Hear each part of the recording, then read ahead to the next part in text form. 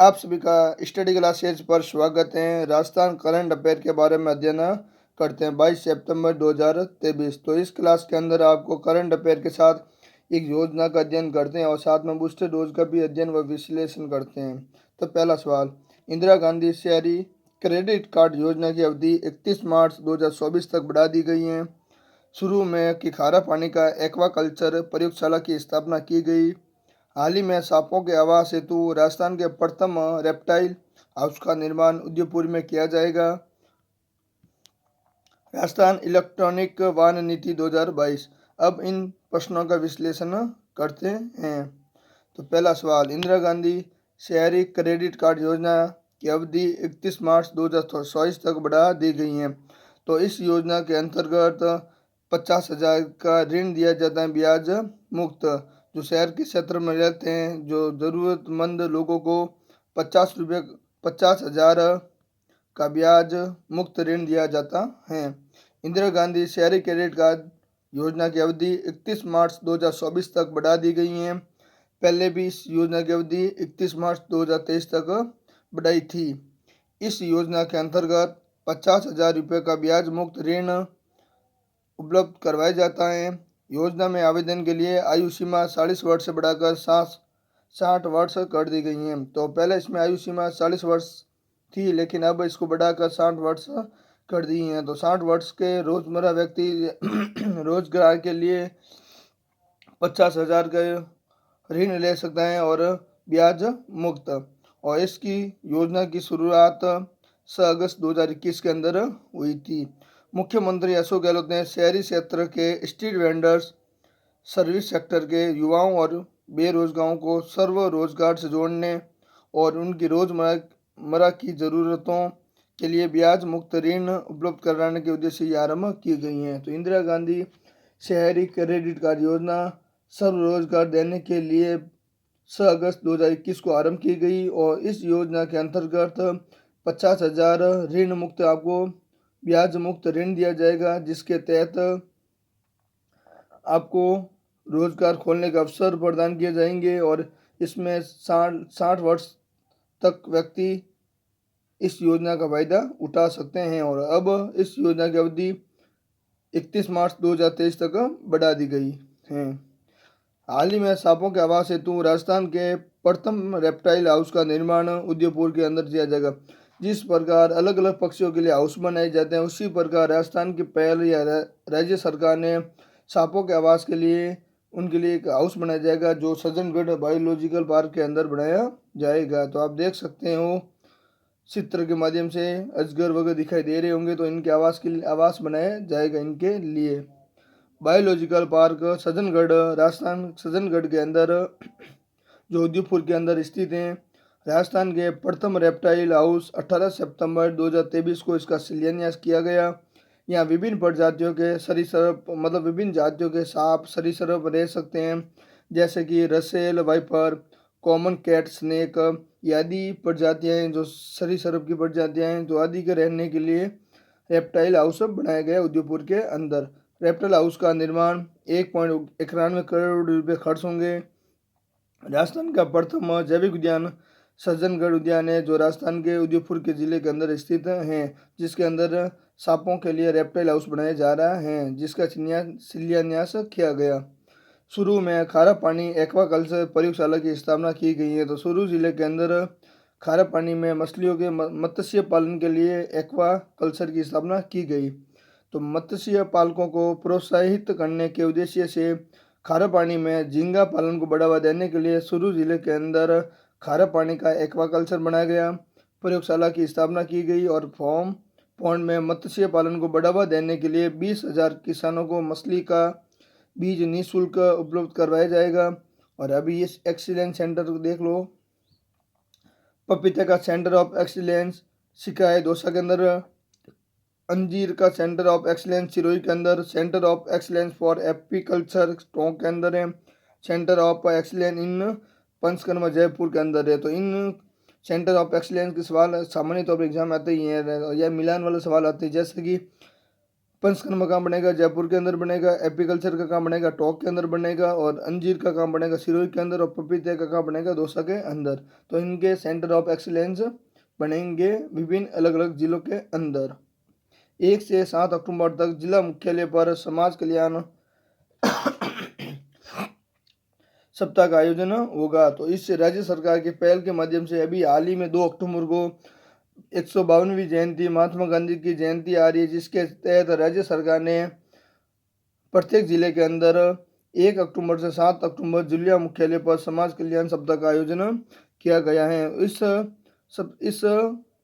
कार्यक्रम के तहत योजनाओं के माध्यम से उन्हें लाभान्वित करने के लिए साथ साथ सामाजिक बुराइयों को व कुरीतियों में भी दूर करेंगे। इस सप्ताह के तहत सामाजिक व अधिकारिता विभाग के तत्वान में राष्ट्रपिता महात्मा गांधी की जयंती के उपलक्ष्य में विभाग द्वारा जिले में 1 से 7 अक्टूबर तक समाज कल्याण सप्ताह मनाया जाएगा। ये 2 अक्टूबर पूरी दुनिया के अंदर मनाया जाता है, पूरे हिंदुस्तान के अलावा पूरे विश्व के अंदर मनाया जाता है, क्योंकि 2 अक्टूबर को महात्मा गांधी जी का जन्म हुआ था। तो 2 अक्टूबर 2023 को गांधी जी 152वीं जयंती मनाई जा रही है। तो राष्ट्रपिता महात्मा गांधी जी का जन्म 2 अक्टूबर 1869 को गुजरात के पोरबंदर में हुआ था। तो सामाजिक व न्याय अधिकारिता विभाग के द्वारा 1 अक्टूबर से 7 अक्टूबर सामाजिक कल्याण सप्ताह का आयोजन किया जा रहा है, जिसका मुख्य उद्देश्य अनुसूचित जातियों, जनजातियों, अन्य पिछड़ा वर्ग, अल्पसंख्यक, विशेष योग्यजन, महिलाओं व बच्चों के कल्याण के लिए संचालित योजनाएं, और इसके माध्यम से सामाजिक बुराइयों कुरीतियों के विरुद्ध जन चेतना जागृत करना है और या उनको बताना है। राज्य सरकार के द्वारा प्रदेश के पशुपालकों को एक पशु गाय भैंस के लिए कृत्रिम गर्भाधान करवाने हेतु 500 रुपये का अनुदान दिया जाएगा। तो कृत्रिम गर्भाधान हेतु प्रत्येक पशुपालकों को 500 रुपये का राज्य सरकार के द्वारा अनुदान दिया जाएगा। राज्य के 25 लाख पशुपालकों को एक पशु गाय भैंस के कृत्रिम गर्भाधान करवाने हेतु 50% या 500 रुपये की सीमा तक अनुदान दिया जाएगा। पशुपालन विभाग के द्वारा वर्ष 2022 और 23 और 24 में सेक्स सॉन्टेड सीमेंट से 5 लाख कृत्रिम गर्भाधान किया जाना प्रस्तावित है। बजट के अंदर मुख्यमंत्री ने वर्ष 2022, 23 और 24 में 5 लाख कृत्रिम गर्भाधान हेतु 36.65 करोड़ रुपए का बजट का प्रावधान किया था, और सैद्धांतिक इसको स्वीकृति भी प्रदान की थी 36.65 करोड़ की। और पशुपालन विभाग के द्वारा 23 और 24 में सेक्स सॉन्टेड सीमेंट से 5 लाख कृत्रिम गर्भाधान करवाया जाएगा। तो इस प्रकार की पशुपालकों को कृत्रिम गर्भाधान गाय और भैंस का करवाने पर राज्य सरकार के द्वारा 500 रुपये का अनुदान दिया जाएगा। अब एक योजना का अध्ययन करते हैं या नीति का अध्ययन करते हैं, तो राजस्थान इलेक्ट्रॉनिक वाहन नीति। तो आप देख सकते हो कि पोस्टर के माध्यम से जहाँ इलेक्ट्रॉन वाहन नीति का बारे में बताया गया है। अब इसका विश्लेषण करते हैं।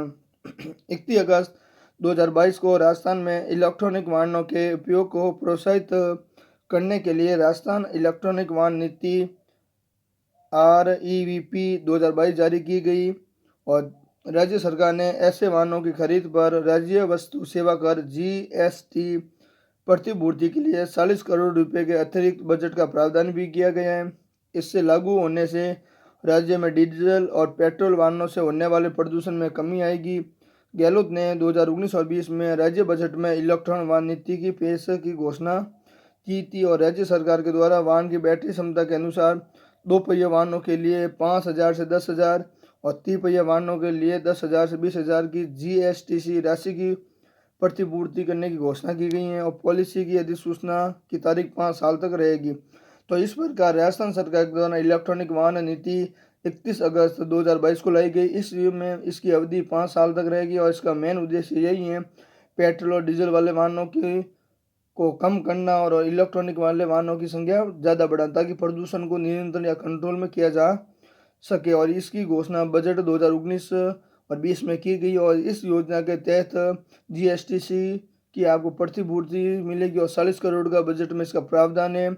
और 2 पहिया वाले 5,000 से 10,000 तक अनुदान भी दिया जाएगा, और 3 पहिया वाले वाहनों को 10,000 से 20,000 भी अनुदान दिया जाएगा, जिससे लोगों के अंदर प्रोत्साहन होगा इलेक्ट्रॉनिक वाहन खरीदने के लिए। तो इस प्रकार हमने एक 5 सवाल करंट अफेयर के बारे में पढ़े और एक योजना का अध्ययन किया है। अब हम पढ़ते हैं बूस्टर डोज, जो सामान्यतः वह एग्जाम में आती हैं फैक्ट के तहत। तो रिको की स्थापना 1969 में हुई थी। तो रिको की स्थापना कब हुई थी? 1969 में। और इसका स्वतंत्र अस्तित्व 1980 में आया था। इसका मुख्यालय जयपुर के अंदर है और इसका मुख्य उद्देश्य वर्ध और मध्यम सहायता करना, मतलब उद्योग खोलने के लिए सहायता करना रिको के द्वारा। राज्य वित्त निगम आरएफसी की स्थापना 1955 में हुई थी। यह उद्योगों को वित्तीय सहायता देता है और इसका मुख्यालय जयपुर के अंदर है। राज्य सिको की स्थापना 1961 के अंदर हुई थी और इसे कंपनी का दर्जा 1975 में मिला था, मुख्यालय जयपुर के अंदर। और लघु उद्देश्यों को बढ़ावा देना, तो ये सवाल आया हुआ है कि राज्य सिको को कंपनी का दर्जा कब मिला था? 1975 में मिला था। तो इस प्रकार के एग्जाम में सवाल आते ही हैं जो आपने कभी पढ़े नहीं है।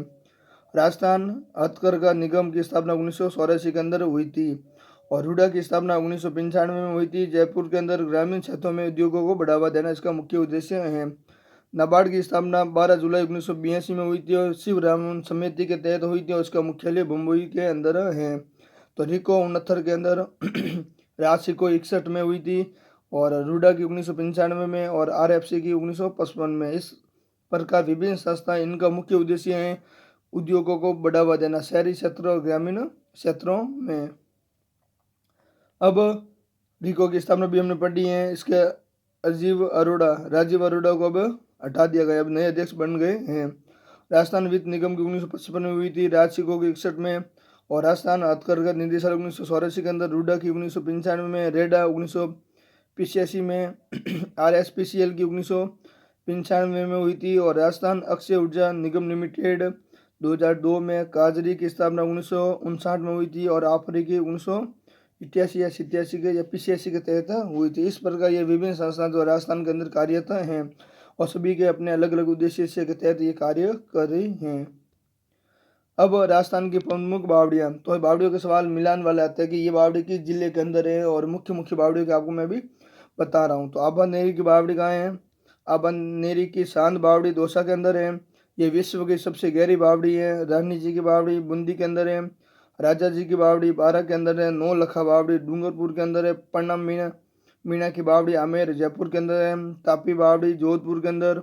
9 मंजिला बावड़ी नीमरान अलवर के अंदर। हाडी रानी की बावड़ी कहाँ है? टोडा रायसिंह टोक के अंदर। तो ये मेन बावड़ियाँ हैं जो मुख्य मुख्य बावड़ियाँ हैं आपको बताई गई हैं इसके अंदर।